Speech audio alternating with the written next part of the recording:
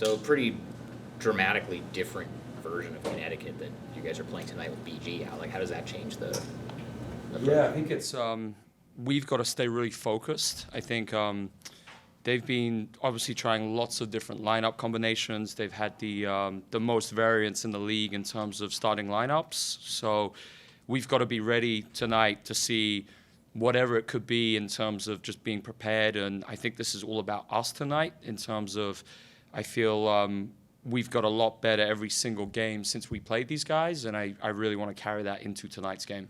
Is it good now that just like the last couple of games you've had everybody healthy and fully available and not have to worry about like different like juggling people in now? Yeah, 100%. I think our performance team have done a great job getting everyone ready and keeping everyone ready. So I'm really happy with how the minutes have been at too. I think looking at the box score every game, it's the dispersion in terms of the spread of minutes is really good. And BC's leading us, but she's not playing more than like 32, and sometimes trying to get her even less. I think the tempo game was 28, I believe. So that's really important for us, and it's going to be important long term. I think there's that stat where we got the best offense in the fourth quarter in the league, and we're scoring the most by a long way. And I think a lot of that is everything our performance team are doing to keep them ready.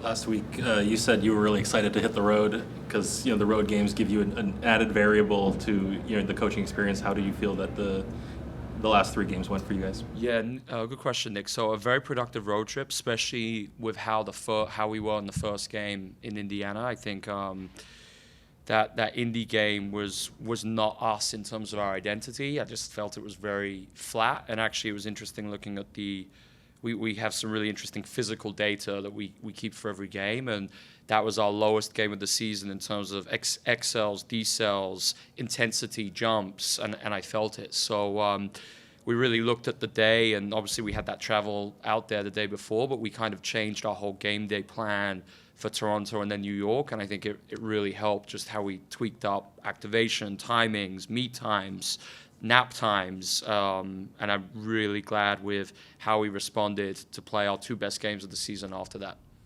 And another part of the road trip, the first road trip for the team, because the last time you guys were on the road was Seattle, and that's not really that much of a road trip for you guys. But a team building experience, team bonding experience. How was that experience for you guys culture-wise? Oh, it was great, and I think even just the plane ride, just walking up to the player section and seeing everyone playing table games and just socializing.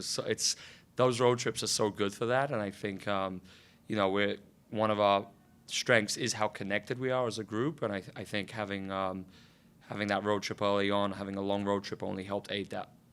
How does that compare to the NBA road trips that you're on, as far as like the amount of players are like actually like talking as opposed to just like everybody being on their phones or like watching their it's so nice to see the interaction, and I think too just so much interaction between players and staff, and I think the working relationships we're building across the whole team, that's what strikes me as being the most unique, and I think I love it because we're all about that, and I think just seeing the strong working relationships we're building already, I really think that's going to pay off in the long term. You got to debut Taya in that Toronto game, and for us, when you guys signed her as a free agent, kind of late in right before training camp started, I believe, it was kind of who's this 35-year-old Slovenian, and she played really well. I guess what is it about Taya that really allowed her to hit the ground running and you guys saw in her? Yeah, so I'd say everyone was probably surprised other than Vanya and Jacob, and credit to our front office. They've been watching Taya for probably 10 years, and I think just a perfect fit, and you saw 9 assists in 16 minutes on her debut playing in the league. That's incredible. So I give a lot of credit to Vanya for that one, and being bold enough to bring in a 35-year-old, and I don't look at Taya as a rookie because she's not, but it's not just the system fit, but it's what she's doing in the locker room, especially for Carla. And Taya's going to be mentoring Carla this year, and I think that is huge in terms of how can those lessons that Carla can take working with a vet like Taya, and it's the new CBA has afforded situations like this. We got to make the most of you involving Taya in the group and being a leader for the team, and makes a difference. You can see it with the offense already. you've really built a lot of the offense around Carla and let her kind of just do her thing, and she's done really well so far, especially in these New York games. She showed flashes of that last year with the Valkyries. What have you kind of adjusted with her, or greenlit for her in order to just do her best out there? Yeah. So I did build a lot of the offense around Carla and projecting like where I think she could be in a year or two, and we were just very intentional in terms of obviously watching on the film, not just with the Valkyries but also Zaragoza last season, and just thinking what spacings would allow her to really make the most of her anchors, the ability to get downhill, and her drive rates are just incredible in terms of like the points per possession when she's able to get downhill, and her not just the volume but also the efficiency. So being very intentional to just put Carla in the right positions to succeed with the floor spacing, and just trying to be very deliberate with where we space, where the fives go, where the fours go, and then just opening up kind of these double, triple gaps even for her to go to work. And I think we will see highs and lows throughout the season. It's normal as a young player, but she's been incredible to this point, and I'm very excited to see the continued growth there.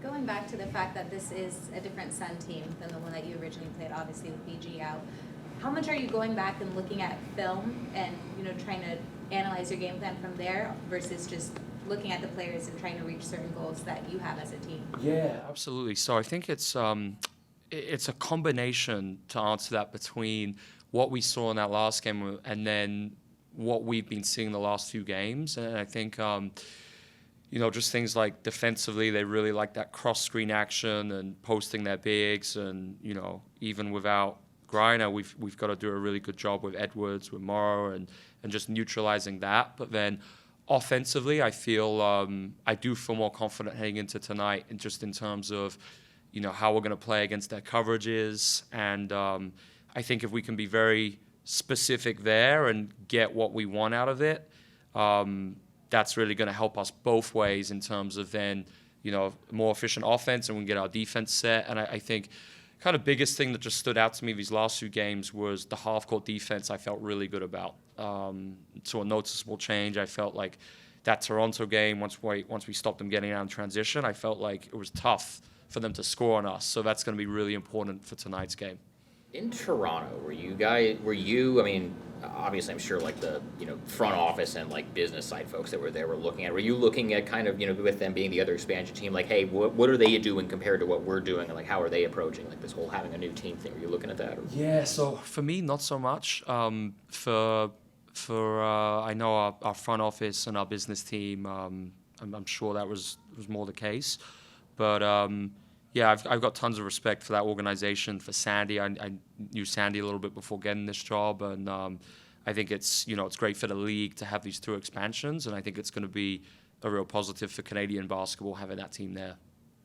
You talk about the performance staff helping with those strong fourth quarter performances, but what are some other factors that really contributed to strong late game execution specifically on the court? Yeah, I think it's an interesting point. I think. I believe we're 3 from 3 in those clutch games now, and I think as a coaching staff, we've made it a point to be as calm and composed as possible, and even things like body language in a timeout, I think it means everything. And I think if you're flustered in a timeout or you appear stressed in a coach's huddle and you don't know what you're going to do, then I think the players see that. So, I think it's the preparation and all the scenarios we've played out as a staff in the off season to be ready for this. So, whatever the time and score is, we know straight away what we're going to and what we're looking for. And then it's how we go into that timeout and deliver the messaging in a very clear way. So as opposed to, giving them a lot of info, just really focusing late game on, all right, this is the time and score. These are the two things we're doing. This is what the focus is going to be on this possession. If this happens, then X. And then just getting the group to repeat it back, and then we leave the timeout. We know what we're doing, and we're all on the same page.